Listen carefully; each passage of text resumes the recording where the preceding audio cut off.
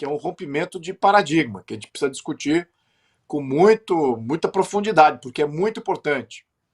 Isso que eu vou falar agora.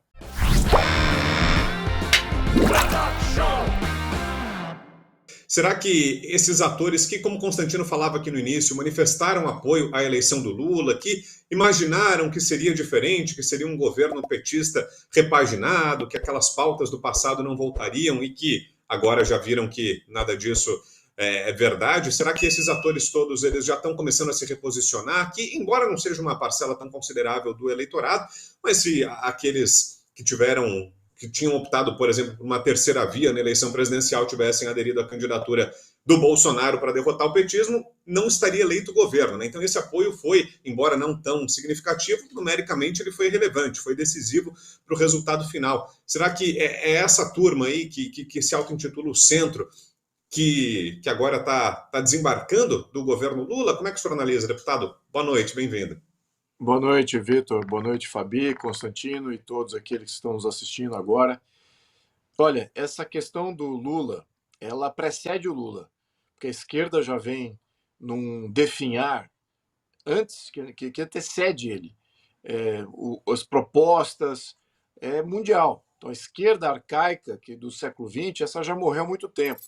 E qualquer discurso que venha no sentido de resgatar essa esquerda do século XX é um discurso natimorto.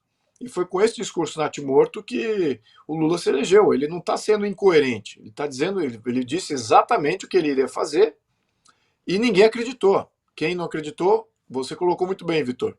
Esse pessoal do meião, né? Os PSDBs da vida, os republicanos da vida, os PPs da vida, os PMDBs da vida, esses partidos e pessoas que votam nesses partidos que não têm opinião pública, não têm opinião. Eles simplesmente não têm ideologia, não têm norte, não sabem o que é melhor para o país e caem nessas narrativas da mídia tradicional. Então, esse é o pessoal que você apontou muito bem. Esse pessoal que está agora vendo que a proposta do Lula é de fato aquela proposta de sempre, não é uma proposta nova, é uma proposta de poder totalitário, de economia totalitária e de controle social totalitário. Então ele está afetando nos três níveis: controle político, controle financeiro e controle social. E o que a sociedade está dizendo?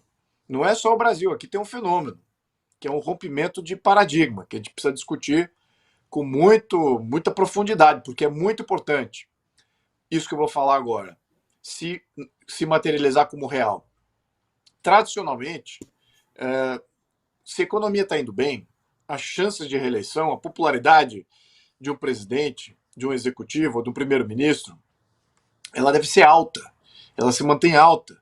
E a chance dele se reeleger também se mantém alta, se não há uma crise. Quando há uma crise, a coisa é diferente. Mas veja, nós não estamos em crise ainda. Sabemos que o governo tem um plano que pode gerar uma crise. Os riscos de crise são muito grandes. Não sabemos o tempo dela, então, mas não está materializada hoje. Hoje não temos crise, mas as decisões podem gerar uma grande crise.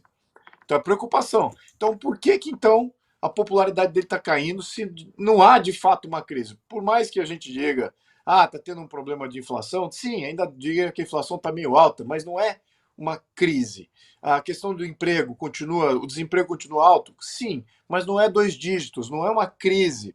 A questão de você ter poder econômico e de ter desabastecimento, isso é o caso? Ainda não é uma crise. Então, veja que a gente não está em crise e o governo está em popularidade baixa. Isso é um rompimento de paradigma, né? Isso aqui é um ponto importante a gente discutir. E o que está acontecendo no Brasil é que o brasileiro, a verdade é essa, a opinião pública está ficando mais qualificada. A opinião pública está entendendo o que esse governo, os posicionamentos que eles têm tido, os padrões mundiais que ele está seguindo, a quem ele está se vinculando, com os tiranos e ditaduras do mundo, sanguinários todos eles, com planos de interferência social desumanos. Vamos lembrar que ele não só favoreceu aqui terrorismo, né, no posicionamento dele, né, inferiu um grande apoio aí aos terroristas, o Hamas, Hezbollah, grandes ditadores, isso tudo ele tem colocado como sendo os grupos amigos deles, né, no ponto de vista de relações exteriores. Isso tem um efeito na opinião pública. Não tinha antes, agora tem. E também essas políticas sociais interventoras, a questão do aborto.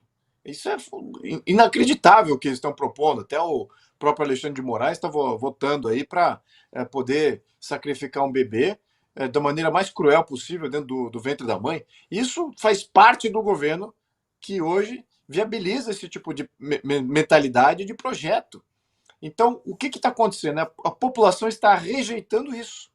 Está rejeitando essas medidas que não necessariamente são econômicas, não necessariamente afetam o bolso, sabendo que ele certamente haverá um problema disso no futuro, mas no momento atual é isso que está pegando, e não é só no Brasil. Veja a mesma coisa nos Estados Unidos, desemprego em baixa, inflação em baixa, bastante poder aquisitivo, economia subindo, e o Biden é extremamente popular. A mesma coisa acontece em vários países da Europa. Então, está havendo um rompimento de paradigma, isso é fantástico. São as redes sociais agindo para comunicar a real informação, e a opinião pública está sendo formada por aí, e não pelos editais das redes estatais.